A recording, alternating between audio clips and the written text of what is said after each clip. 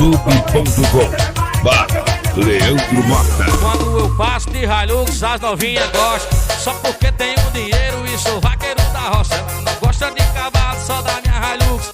As novinhas quando chegam eu digo assim, ó: gosta de gasolina.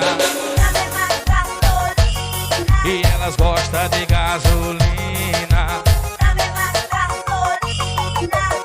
Quando eu ligo meu paredão, as novinhas ficam loucas na pegada do vaqueiro e elas piram na pegada do patrão. Vem andar na minha Hilux só porque eu digo assim: elas gostam de gasolina.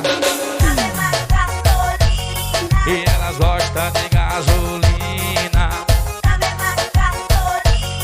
E elas gostam de gasolina.